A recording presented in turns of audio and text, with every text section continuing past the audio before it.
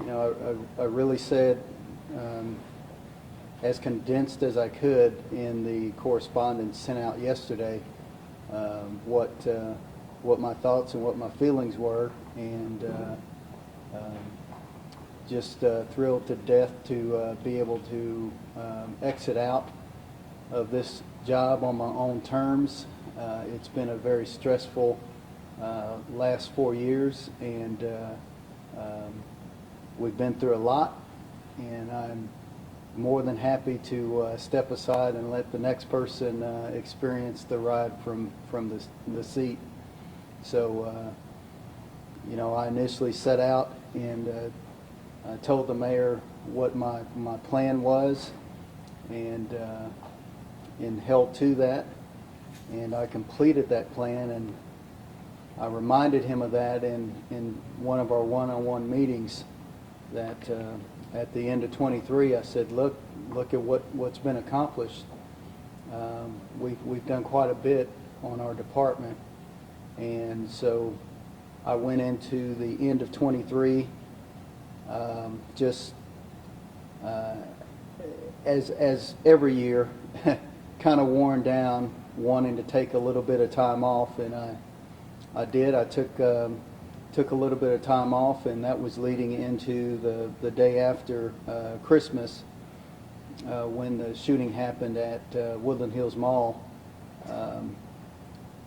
When that went out, I threw on a uniform, did a quick shave, and went into work essentially. While typically Captain Muhlenberg would be the face, I knew he was a lot further away, and he could run things from social media from his location, and I would go to the scene and deal with the scene. So I went into that, kind of pulled back from that, still took my time off, came back into work, and was really trying to figure out, okay, what's next? What are we going to do next? I'm not feeling this rejuvenation like I normally would from taking time off, and so it was then that I started to start thinking it's probably there. It's probably time. Most people don't know that the law enforcement circle is pretty tight-knit. I meet and know every chief in all of the cities, and so I started talking with some of them, and you know, it's a topic of conversation amongst chiefs quite often about what's next, when do you know it's time, and some of the retired guys told me, you'll know it, you'll feel it, and that's when I started feeling it. So I decided I didn't know what that exit was going to be like. I made a commitment to Mayor Bynum to stick with them, and then just all of a sudden, out of nowhere, here comes this job opportunity with BOK Financial, and you know, to say it was the perfect timing, it was the perfect timing, and I talked with BOK and really wanted to kick this can down the road, but they had a need, and so I ended up meeting privately with the mayor to let him know, hey, Mayor, I have this job opportunity, and I need to leave, but I promised you I wouldn't leave, so I said I will stick with you throughout this, but there is this job opportunity that I have, and he immediately said, no, you take that job opportunity, and don't worry about things. So that's what I did. That's why July 31st is my retirement date, and that's why I'll take a month off, kind of decompress a little bit, and then start focusing on a new career. So that's how that all went down. I'm definitely leaving behind some incredible people, and that's what makes it hard. It's not the work, it's the people that make it hard to leave, because just incredible support from everyone. Just people that will bend over backwards to make sure things get done. So many people watching my back, from Lieutenant Todd Taylor and Richard Muhlenberg and Chloe Williams. You know, all of these people are out there looking out for me and making sure that I look good, the best that I can at any moment in time across our city. So, you know, the job is I've said before, it's bigger than me. It's bigger than one individual. There is a whole support group of people that are there supporting and making sure this department is thriving, and that support system's still going to be there, and doesn't matter who the person is that's wearing the 4 stars. Doesn't matter at all. So I can rest assured and leave behind that this place is going to be well taken care of. There's plenty of people, leaders that are waiting in the wind for their opportunity, and the movement. My exit creates movement internally that's going to be great for our department. So I guess I'll sort of open it up. I'm sure I'll have more to talk about, but I'll let you guys start. So to clarify, this was kind of in your head anyway. You were about ready to move on, and then this job opportunity came to you, and so it was just providential timing? Yeah. Or is anyone live? Okay. So the question was this job opportunity just something that just popped up, or were you actively looking, or you were thinking about leaving, and then this came along? Right. The question was, I actively looking, and then this came up. I was not actively looking. I was in my mind. I knew I was getting close to that sweet spot. For me, I always wanted to leave on my own terms. I've seen chiefs of police that essentially get run out of office, or they leave under a cloud of suspicion. I did not want that. And every day that goes by, or every day that went by, that possibility exists. I don't think people understand that I can be on the couch, I can be on vacation, I can be on the beach, and a 22, 23-year-old officer makes a decision, a split-second decision, that has a tremendous effect on this community, on the law enforcement community as a whole, and on my job. So that is the kind of stress and pressure that the job has.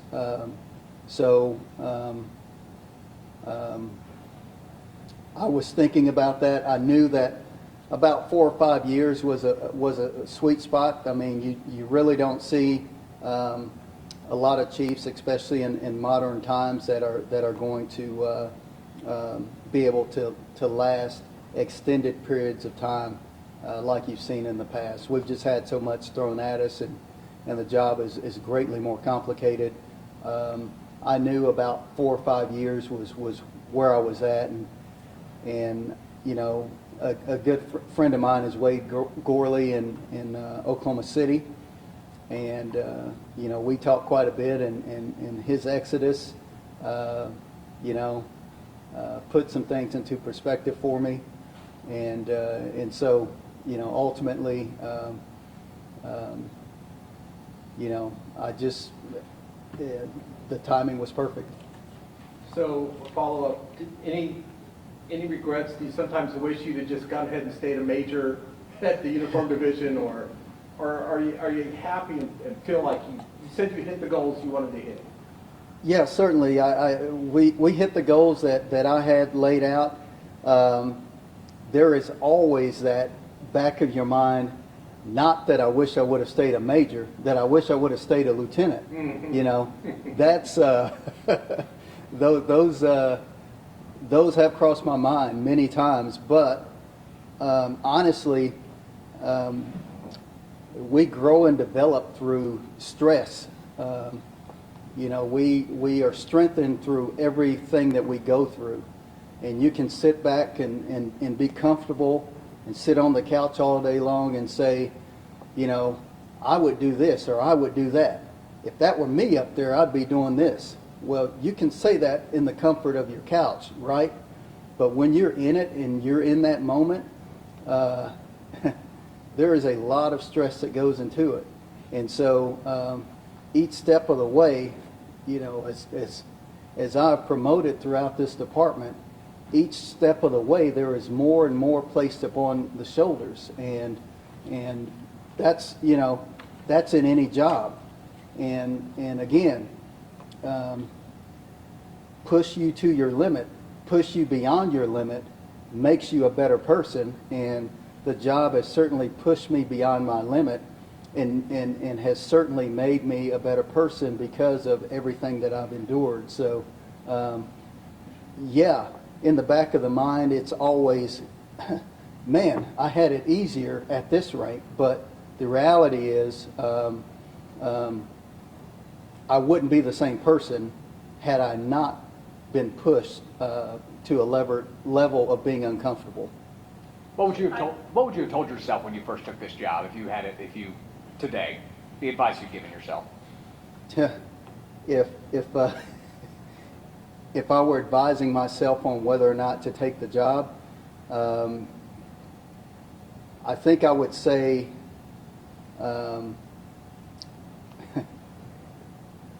pace yourself, create time to be able to self-reflect.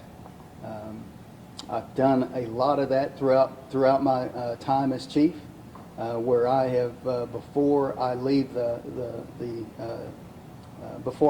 house, I take a moment to reflect. I take a moment to read a scripture, a moment to write down something that is maybe one day I'll look back on and say, what was I thinking at that moment in time? Well, you know, maybe I can figure it out from what I wrote down. I don't know, but you have to have those moments, and really for me, I kind of mimicked things that I've seen others do. Certainly, what presidents do, you know. They have to have that time for focus and reflection, and honestly, we started building that into my work calendar, where there was a focus on the calendar, and that was a time for myself and Lieutenant Taylor and Chloe to sit down and go over what was planned out in the coming weeks, and an opportunity to just kind of breathe and say, okay, all right, what's working, what's not working? Do you know what's best for? Honestly, they were asking what's best for me. Do you want to do things this way or that way? So I don't know if I answered your question, You did. but okay. Chief, you talked about the stress and pressure of the job. I would say that the challenges just kept piling on in your tenure in the last 4 years. Do you think that expedited your time? You know, when you walked in, were you planning on 4 or 5 years, or were these challenges, you know, they were a lot. Did they make it quicker for you? The question is whether or not what we've gone through the last 4 years and all of these crises, these moments have expedited my departure, and I think in some respect, yes. You know, it's not a job that you can just sit back and relax in and have any level of comfort. There is just too much going on. The city, this department operates 24/7. And so even though you see me here today working, doesn't mean that tonight I'm not at home working. You know, at 2 o'clock in the morning, getting a text message or getting, you know, every homicide that happens in our city is a wake up. I get those, and you know, anytime an officer is injured, anytime We use deadly force. Those are all moments that happen 24 hours a day, 7 days a week, and they elicit a response from the leadership of this department. So it is a tough bout, and as we've handled the pandemic and civil unrest and St. Francis, all of those moments, you see the culmination of it where somebody stands in front of a camera and delivers information, right? Very similar to, Richard hates that I use athletes as some of my yeah, he doesn't. He's not a sports guy, but I can only use the analogy this way. You see what an athlete does on the field or on the court, and you see that hour worth of work. Well, there's actually a ton more work going into prepping and getting ready, and whether or not we should release this or release that, or it's a lot of work to and it will drive, it will exhaust you, and it's exhausted me as we deal with these crisis moments. The background work, there's a lot of work that goes into it. Chief, what were some of the most important changes to the department that took place under your leadership? The question is, what were some of the most important changes that took place under my leadership? I think first and foremost, we immediately began reorganizing the department. Number one, I think, is communications. So the first thing I did was I redubbed our PIO office, the communications office, our communications unit. I moved it, and I physically moved it from one floor to the top floor into the chief section, so that there's better access for me to our communications team. I worked to get a social, we also combined the social media into that. That was separate. The PIO and social media was separate. We combined those into one. We wanted to make sure that our internal messaging was just as good as our external messaging, and so we created multiple positions. Preston has his position because of creation of a civilian position into the communications unit. Ryan Love has his position because of a creation of a web developer, web designer into our department. That totally, you saw our website before and what it looked like, and if you look at the website today, just totally different, transformed, not just the external website, but also our internal communications and internal website. So that's how we push information around the department. We're all spread out. We have people in patrol cars moving about the city. And so being able to go to a centralized location to receive and push information, that's been transformative for us. Our technology push has been incredible with the bringing in Arctic, the Real-Time Information Center, and using additional sets of eyes and ears to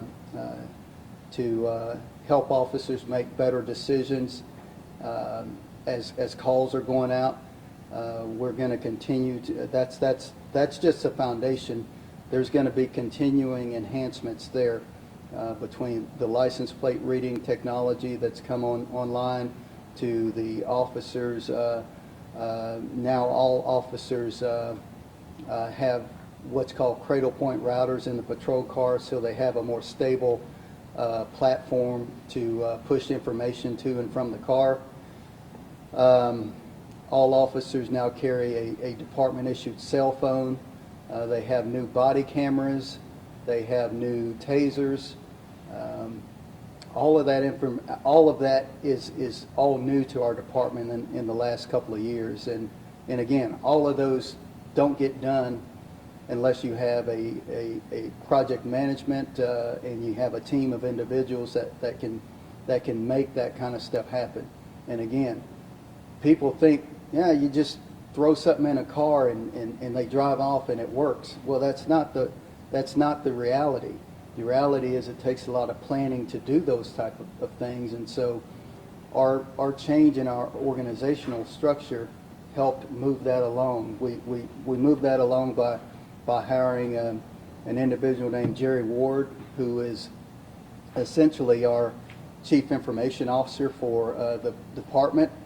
He is a PhD and knows project management, used to teach it on college campuses, and so he delivers those projects to us and is able to get vendors and teams moved along to deliver the technology that we need. So I think that organizational component, just making those changes, has been instrumental in creating a better department for us.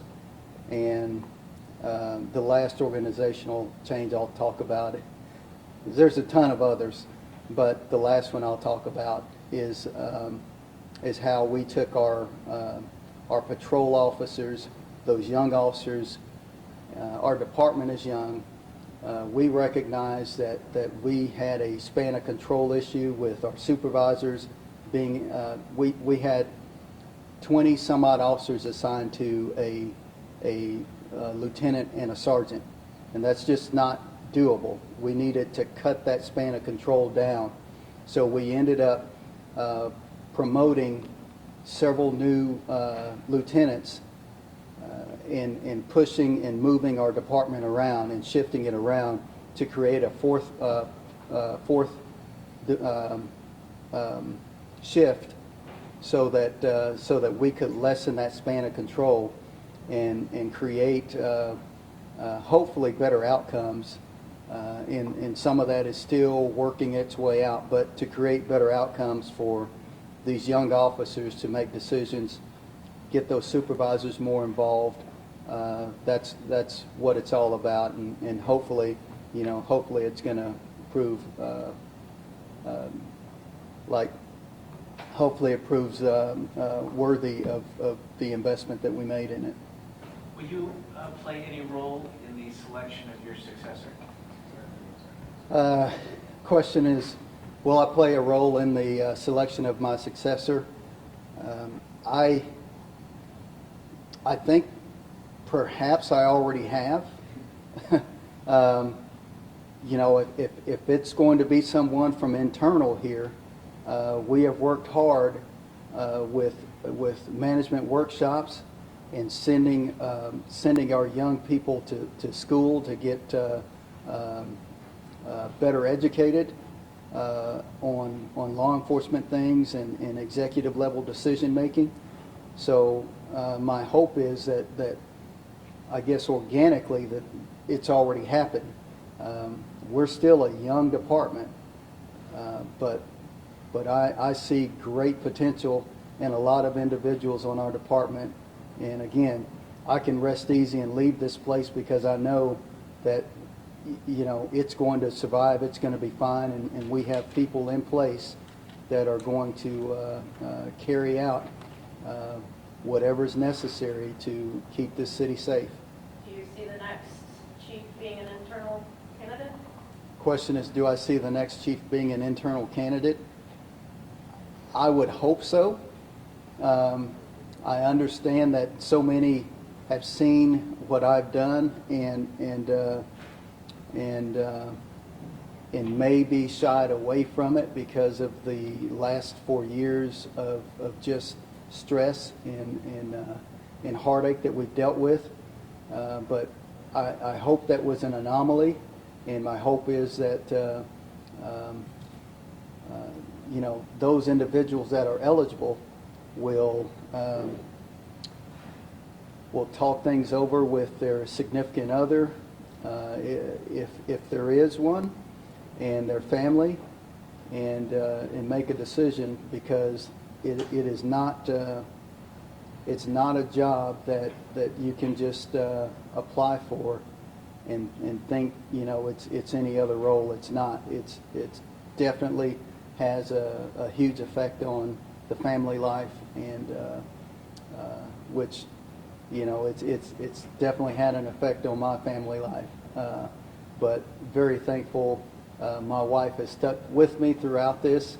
My two sons have been incredible. Have an incredible daughter-in-law and a grandson that just turned 3. So I am. That's what keeps me grounded, and that's what keeps everything real to me is having that family there to that can call you out on things when they think you did something wrong, and can have those tough conversations with you. Chief, as you begin your exit, what is the impact you hope that you are leaving behind on your department and the community here in Tulsa? Yeah. So what am I leaving behind for this community and for our department? It's hopefully it is a stepping stone. You know, I talked in February to our in our management workshop about the fact that we are this is an infinite game that we are playing, and so you have to set things into place that's going to be carried out, and hopefully is the right direction and right path, because it takes so long for things to play out in government, right?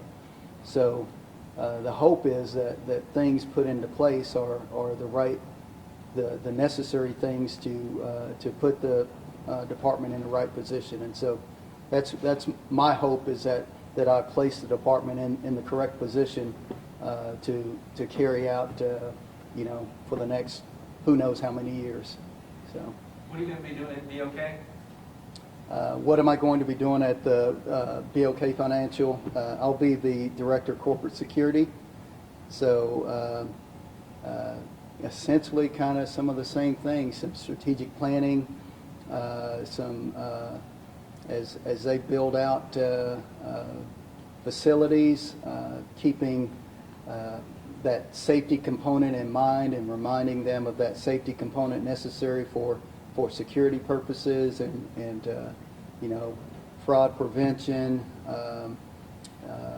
working with them to with their technology to hopefully increase their technology capabilities. It's some of the same stuff. Last question. We got one more. What are you going to do with the newfound free time? I don't. What am I going to do with the newfound free time? I don't know yet. I'm going to have to find something to do. I'm going to have to find a hobby.